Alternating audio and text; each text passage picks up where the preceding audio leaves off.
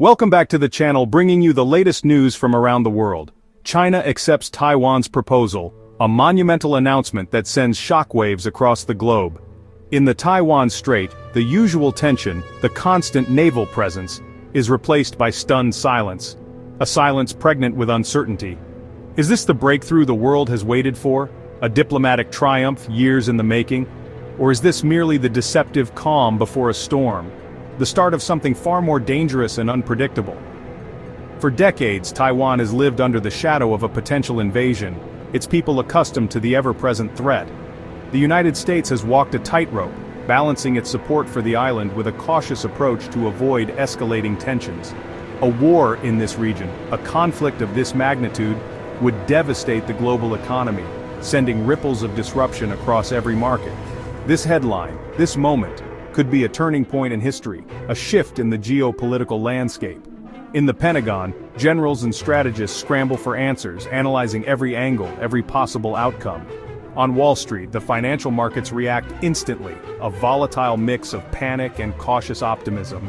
In Taipei, hope and fear mix in the streets, a palpable tension hanging in the air as people try to make sense of the news. What was actually agreed upon behind closed doors? Details are scarce, shrouded in secrecy. This lack of information is fueling wild speculation, with analysts and commentators offering conflicting interpretations. The fate of Taiwan is a test, a crucial moment. It's a test of democracy versus authoritarian power, a struggle between self-determination and external influence. A peaceful deal, a genuine resolution, could set a global precedent, a model for resolving international disputes. But it could also spark widespread unrest if it's perceived as a betrayal of Taiwan's people, if their voices are ignored. The world is watching with bated breath, every nation aware of the stakes. Everyone knows the consequences of this decision will ripple far beyond Asia, impacting global stability and security. The question remains, hanging heavy in the air, what comes next? What will be the ultimate outcome of this historic proposal? Suppose the headline is true. Beijing and Taipei agree to real peace talks. Military tensions ease, warships pull back, jets stay grounded, and drills slow. The world breathes a sigh of relief, markets surge. Diplomats hail a victory for dialogue, but the real work is just beginning. Beijing wants unification, Taipei demands sovereignty. Negotiations will be long and fraught, with hardliners on both sides ready to pounce. Talks could stall over Taiwan's status or military rights.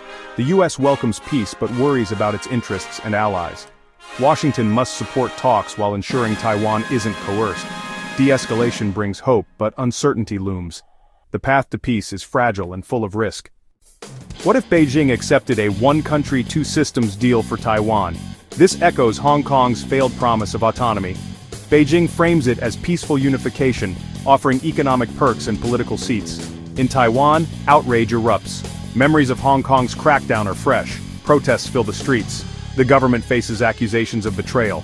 The deal looks like a Trojan horse to undermine democracy. Internationally, China's allies praise the move, but democracies are alarmed. The US and partners can't openly oppose a peaceful deal, but see the danger. If forced through, the deal could spark internal unrest and give Beijing a pretext to intervene. Instead of peace, the framework risks slow-motion crisis and collapse. Sometimes a deal meant to end conflict only changes its shape. Maybe the proposal is economic, a sweeping cross-strait union. Tariffs drop, markets merge, and a tech powerhouse is born. The promise, prosperity and peace through shared interests. But for Taiwan, economic dependence on China is a double-edged sword. Beijing could use trade as leverage, eroding Taiwan's autonomy over time. Sovereignty might slip away, not by force but by economic pressure. For the world, a China-Taiwan bloc would dominate tech supply chains. The US and Europe would worry about critical industries falling under Beijing's sway. This could accelerate global decoupling and protectionism. Economic integration may diffuse tensions, or create new vulnerabilities. The boom could mask a slow loss of freedom. Prosperity in this case comes with a price. In today's fast-paced media environment, it's easy to get caught up in the latest headlines. But what if the headline is just hype, a fleeting moment amplified beyond its true significance? Maybe a headline screams, "China accepts Taiwan's proposal." But perhaps that's a dramatic spin, an overblown interpretation of a minor diplomatic gesture, a carefully worded statement designed to appease rather than resolve. The real story might be far less sensational. Talks on fishing rights, a practical matter affecting everyday lives. or direct flights, a convenience for travelers and businesses. These are discussions about practicalities, not sovereignty, not the fundamental question of political control. Beijing's acceptance might be nothing more than a vague promise to discuss the matter further, not a genuine breakthrough, not a sign of imminent resolution. In the relentless 24/7 news cycle, where speed trumps accuracy, small steps, incremental progress, or even just the appearance of progress, can get blown wildly out of proportion. For a fleeting moment, the world believes in a historic shift, a paradigm shift in international relations. But soon, reality inevitably sets in. The underlying positions haven't fundamentally changed, and the military standoff, the potential for conflict, sadly remains a persistent threat. Talks are often limited in scope, highly technical in nature, and carefully avoid addressing the core conflict, the fundamental disagreements that divide the parties. The underlying dispute remains frozen in place, a long-term challenge that is far from being solved. Media hype, driven by the need for clicks and viewers, often distorts public perception, fueling either false hope, an unwarranted sense of optimism, or conversely, unnecessary fear and anxiety. The crucial lesson is to look beyond the immediate headline, to resist the urge to jump to conclusions, seek out the underlying context, understand the historical background, and patiently wait for the verifiable facts to emerge. Real diplomacy is a slow, painstaking process, often subtle and nuanced, and it's rarely the kind of sensational event that grabs immediate headlines. No matter the scenario unfolding in the region, whether it be a peaceful resolution or a descent into further conflict, global reactions are swift, multifaceted, and deeply divided. The international community is far from unified in its response. The US publicly supports peace talks and a diplomatic resolution to the tensions, but harbors deep concerns about a potential Chinese takeover by stealth, using economic or political pressure. Japan, located just miles away from the epicenter of the potential conflict, sees its own national security and regional stability directly at stake, prompting heightened vigilance.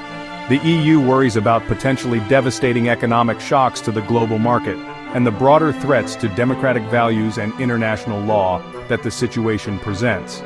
China's allies, like Russia, predictably back Beijing's position, while many nations in the global south welcome any deal or compromise that successfully avoids a larger war and its devastating consequences. The world splits along old fault lines, revealing deep-seated ideological and geopolitical divisions.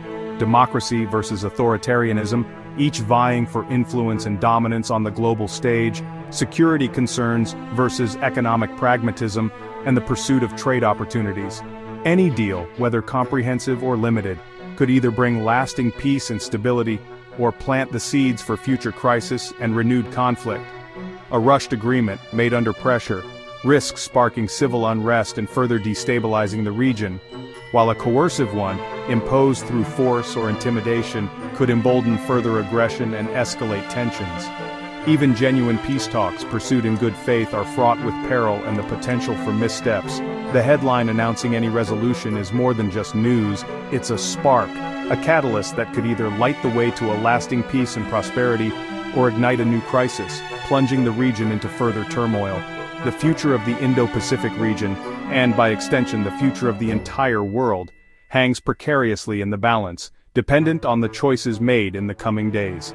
All eyes remain fixed on the horizon, watching with bated breath to see what comes next, and what the future holds for this critical region.